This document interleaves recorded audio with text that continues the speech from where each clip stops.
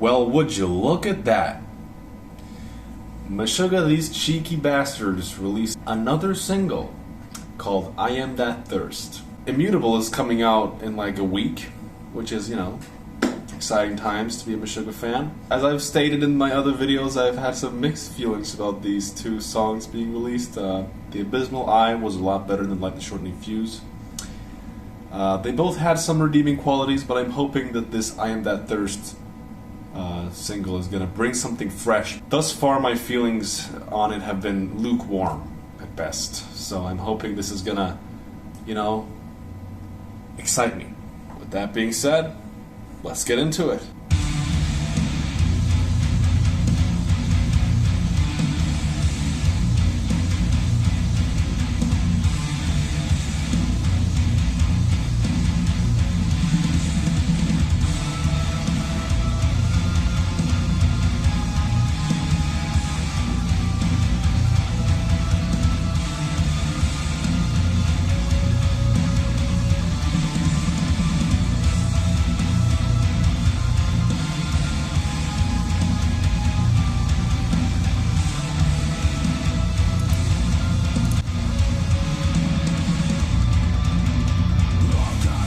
Sick fill, though.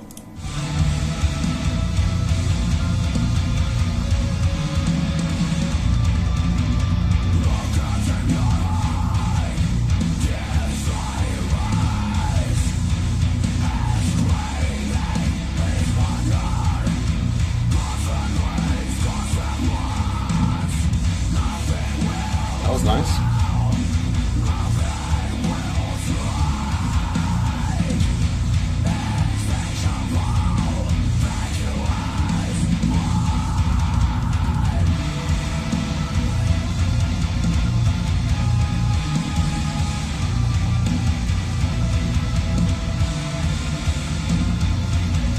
Like right there, I think after that verse right there, it would have been a perfect opportunity for them to throw in some kind of switch up, like different from what's been going on prior.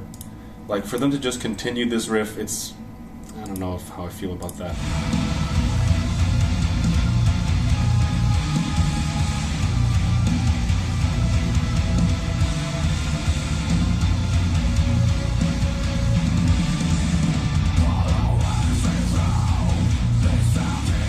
I do like the transitions so far. The fill for the first verse was really killer, and the fill right there was pretty cool too.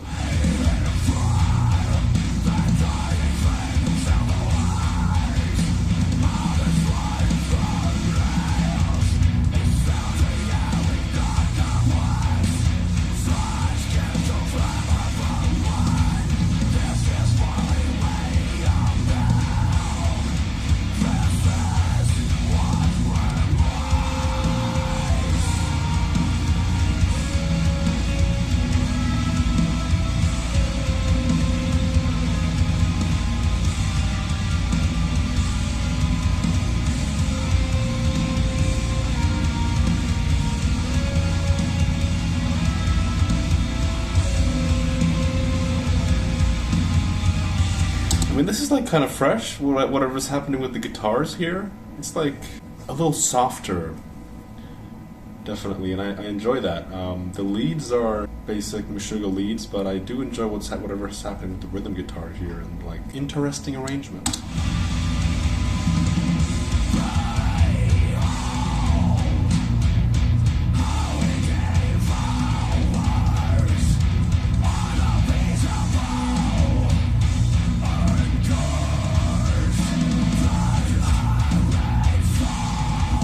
There. Oh. I get it.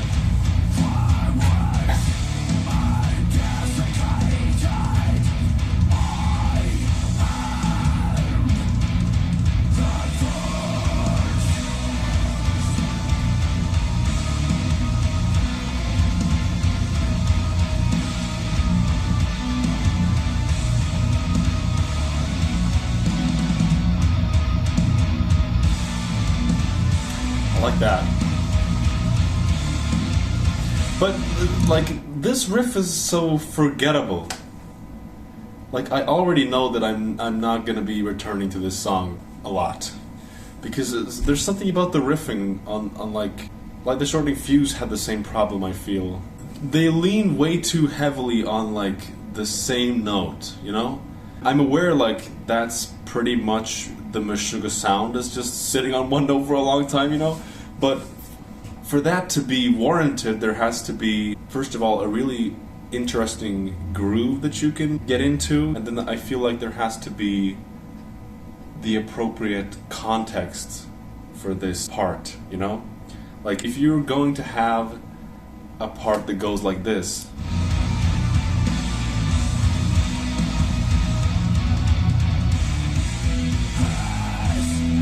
there you go. Like, this is what I'm talking about. Switch it up.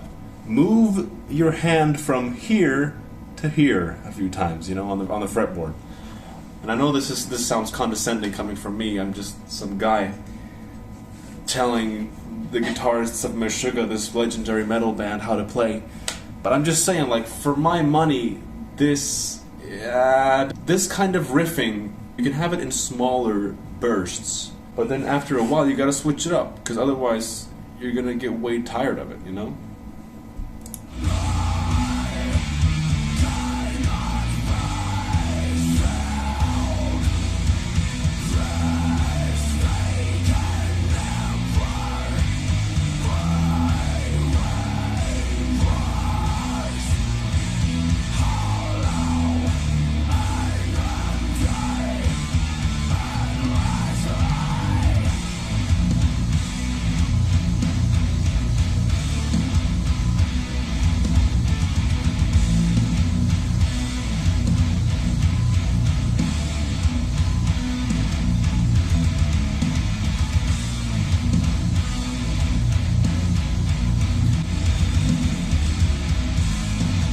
That was cool.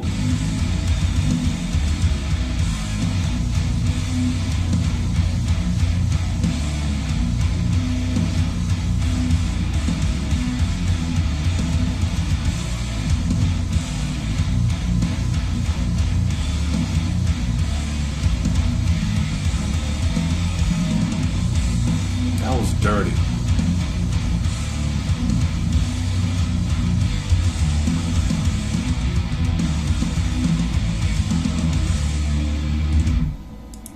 Like, where has that been? Like, where has that shit been? Where was that when I was listening to Lightly Short and Fuse? Like, they're throwing in, like, interesting stuff here.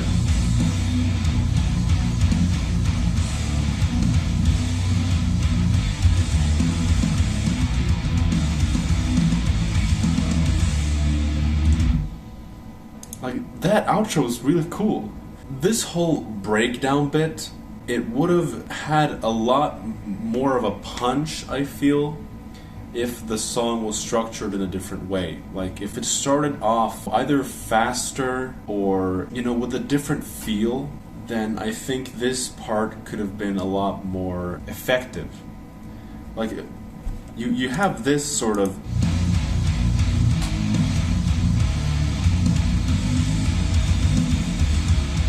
Like, you have some heavy chugs here with the jun jun jun. But then when you go a few minutes earlier in the song, what do you hear? Those exact same chugs. You understand what I'm saying? Like, songwriting wise, they're not giving a lot of attention to the sort of dynamic property of their music. At the end of the day, I think that's what this song is really missing, is good dynamics. Also, the parts, they're quite forgettable, you know? I always felt like earlier Meshuggah material had better riff writing in general, and the riffs had more purpose to them, if that makes sense. I think on Kolos it was starting to fall off a little bit. I don't know, I just feel like it lacks a certain personality, a certain quality that gives the riffs sort of a story, which might sound strange considering the sort of mechanical nature of Meshuggah's music, I suppose. But I truly feel that though some of the riffs and some of the parts might even be more simplistic on a previous material, that doesn't mean that they were ultimately less effective. Because I think even a simple riff put in the right context can have a lot more punch than like a really, really advanced quote-unquote part. Like, this part is actually really cool. I like this a lot. I think it could have been even cooler if they did something a little more different with the drums there, and maybe instead of having the classic Meshuggah like harmonies over it, maybe they would have had some kind of solo or some kind of more creative part there to sort of latch onto. I really like that fill though with the that's a good riff. That's a good fill. I mean, you have some really good energizing parts in there, but I feel like the way it's put together is where it's not as strong, you know? But it's nice again to hear that they're incorporating some melodic stuff. I did like this sort of melodic bit that they put in the middle of the song, because it breaks up the monotony and adds some, spice to it. I think the riffs themselves are a little more ambitious on this song than the previous two singles from this record now, but I'm still feeling very on the fence about it, There's really no reason for me to listen to this, because their other stuff exists, and that's just better. I don't really know what this is. I mean, it's new Meshuggah, but it's kind of lifeless. Well, that's about all the time I have for today. I hope you enjoyed watching. I certainly enjoyed listening to this song, even though I had some mixed feelings on it, but that's okay. That's just how it is. Have a great day. See you around.